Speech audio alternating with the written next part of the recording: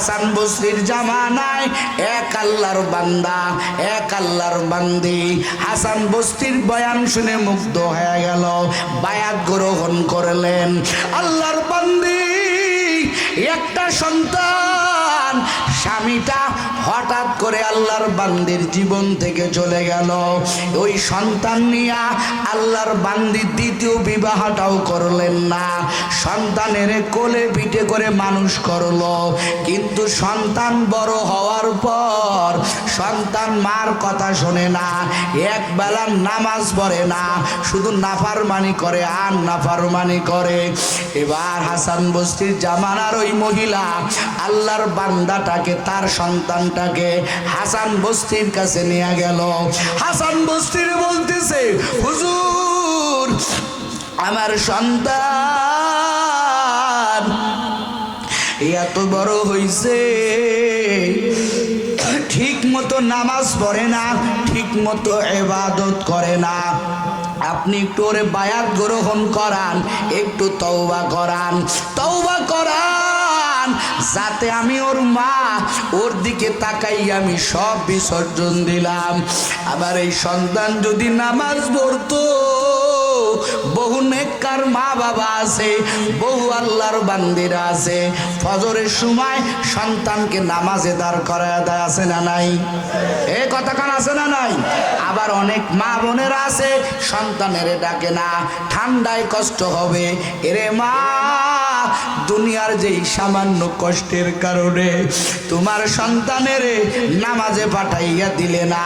ওরে মা, হাদিসের ভিতরে পাওয়া যায় দুনিয়ার সব কষ্ট যদি এক জায়গা করা হয়, জাহান্নামের 1 সেকেন্ড কষ্টের সমান হবে না। আল্লাহু আকবার বলেন। দুনিয়ার সব কষ্ট যদি এক জায়গা করা হয়, জাহান্নামের 1 সেকেন্ড আযাবের সমান হবে না। এই জন্য দেখবেন যেই মা, যেই আমার বোনেরা, যেই আল্লাহর বান্দিরা আমার আল্লাহকে ভয় করে, নিজেও নামাজে যায়, সন্তানটাকেও নামাজে নিয়ে যায়, কথা হয় না কা? কিন্তু আমরা অন্যভাবে দাওয়াত দেই, নিজে মোবাইল টিপি, নিজে বিড়ি খাই, সন্তানের মাদ্রাসায় পড়তে বলি, সন্তানের মসজিদে যাইতে বলি। দাওয়াত এমন হবে না, সন্তানের হাত ধরে তুমি বাবা হইয়া মসজিদে নিয়ে যাবা, আর মা হইয়া তোমার মেয়েটাকে সাথে নিয়া নামাজে দাঁড় করাইবা, কথা কন ঠিক না বেঠি? এরকম মা দরকার। ঘরে এমন একজন স্ত্রী আনেন, যেই স্ত্রী আপনাকেও নামাজের তালিম দিবে, আপনার সন্তানটাকেও নামাজের তালিম দেবে, কথা কন ঠিক না বেঠি? আল্লাহর বান্দি খুব কষ্ট, স্বামী চলে গেছে, একই সন্তান, সন্তানটা আল্লাহ পাকের বাধ্য সন্তান, আল্লাহ পাকের আনুগত্যশীল বান্দা না, আল্লাহ পাকের কোনো বিধান মানে না। হাসান বসরির কাছে নিয়ে গেছে, হাসান বসরি তওবা পড়াই দিছে। বাড়িতে আসার পরেও আল্লাহর বান্দা, ওই মায়ের সন্তান আল্লাহ পাকের ইবাদত করে না, শুধু নেশা করে। দিন যায় আর নেশা করে, দিন যায় আর ইয়াবা খায়, দিন যায় আর নেশা করে। নেশা করতে করতে আল্লাহর বান্দার শরীর নষ্ট হয়ে গেল, অসুস্থ হয়ে গেল, বেডের থেকে উঠতে পারে না। নেশা যারা করে, মদ যারা খায়, ইয়াবা যারা খায়, খুদার কসম দিয়া বল, তুই আমারে বল কয় টাকার ফায়দা আছে, কথা কয় না? কোনো ফায়দা আছে? জীবন নষ্ট, যৌবন নষ্ট, শরীর নষ্ট, সব নষ্ট, কথা কন ঠিক না বেটি? আল্লাহর বান্দা কান্না করতেছে, সন্তান আর বিছানার থেকে উঠতে পারে না রে বাবা। হাসান বসরি ওই জামানার ওই মহিলা দৌড়াইয়া গেছে হাসান বসরির কাছে। ও হাসান বসরি, আমার সন্তানের অবস্থা বেশি ভালো না, আমার সন্তান যদি মরে যায়, হুজুর গো আপনি আমার পীর সাহেব, আমার সন্তানের জানাজার নামাজটা আপনি পড়ায়া দিবেন। হাসান বসরি ডাক দিয়া কয়, ও আল্লাহর বান্দি, আমি কঠিন কালেও তোমার সন্তানের জানাজার নামাজে যাব না, কারণ তোমার সন্তান ঠিক মতো নামাজ পড়ে না, আল্লাহ পাকের নাফরমান বান্দা।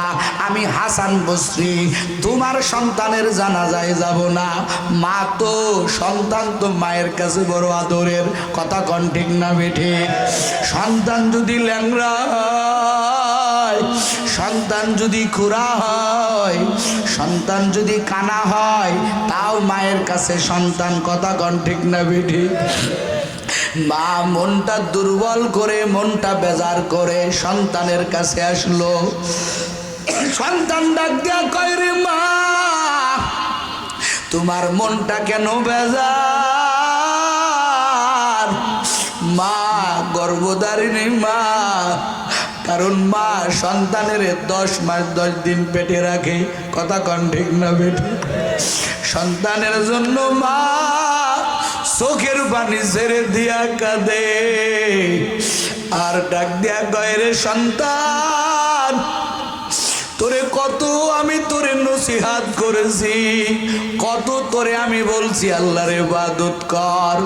জামানার বড় ওলির কাছে গেলাম, হাসান বস্তি তোর জানাজার নামাজে শরীক হবে না, তোর মতো গুনাহগার নাকি কেউ নাই।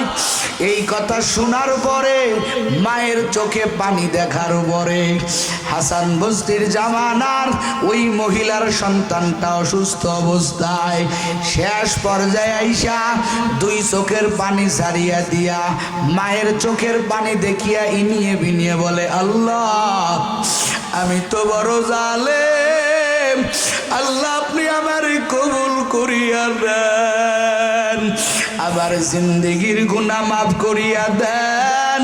এই কথা বলে সন্তান কান্না করে।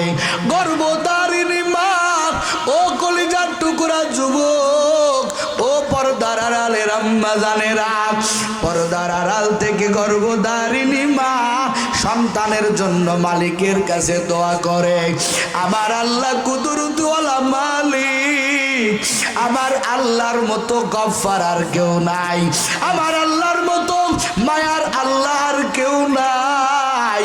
তারপরের দিন সন্তানের ইন্তেকাল হয়ে গেল। এবার মা সন্তানটাকে জানাজা করাইবে, কোনো আলেম নাই। হঠাৎ করে মা তাকাইয়া দেখে জামানার বড় বুজুর্গ হাসান বস্তি রহমাতুল্লাহি আলাইহি আসতেছে। মা ডাক দিয়া কয়, হুজুর আপনি না বললেন আমার সন্তানের ইন্তেকালে আপনি আসবেন না? হাসান বস্তি কয়, ও মহিলা, আমি তোমারে বলছিলাম আমি তোমার সন্তানের জানাজার নামাজে যাব না, কিন্তু আমি রাত্রেবেলা দেখি আমার মায়ার নবী হাজির, আমার মায়ার নবী আমারে ডাক দিয়া কয়, রে হাসান বসরি, ওই আল্লাহর বান্দার ইন্তেকালের পরে তার জানাজায় যাবি, আমার আল্লাহ আমারে জানায় দিয়েছে ওই আল্লাহর বান্দা এমন ভাবে আল্লাহর দরবারে কান্না করেছে, তার মা এমন ভাবে দোয়া করেছে, আমার আল্লাহর কুদরতি আরশ ঠান্ডা হয়ে গেছে, আমার আল্লাহ ওই মায়ের সন্তানের যাবতীয় গুনাহ আমার আল্লাহ মাফ করে দিয়েছেন। এই জন্য আমি হাসান বসরি ছুটে আসছি তোমার সন্তানের জানাজা পড়ার জন্য। ও যুবক, ও আল্লাহর বান্দারা, কোন দিন জানি মৃত্যুর পরোয়ানা চলে আসে, চোখের পানি আল্লাহর কাছে জমা দাও। জাহান্নাম থেকে কিন্তু বাঁচার বড় এক মেডিসিন হলো চোখের পানি। কান্না ছাড়া কোনো উপায় নাই। আল্লাহর দরবারে কান্নায় ভেঙে পড়ো, আল্লাহর দরবারে বেশি বেশি তওবা করো, আর নামাজ ছাড়বা না, আর মানুষের হক নষ্ট করবা না, আর মানুষের সাথে বেয়াদবি করবা না, আল্লাহর রাসূলের সুন্নত নষ্ট করবা না। কারা কারা পারবা মনে করো জীবনের শেষ মাহফিল তওবার নিয়তে 2টা হাত আল্লাহরে দেখায়া দাও। ও দয়ার মালিক, আয় আল্লাহ, আমাদের আমাদের তওবা কবুল করেন। আর নামাজ ছাড়বো না, আর আপনার নাফরমানি করব না। খাঁটি দিলে তওবা করতেছি আল্লাহ, জীবনের শেষ তওবা হতে পারে। আল্লাহ আপনি আমাদের তওবা কবুল করে নেন। জোরে কন আমিন।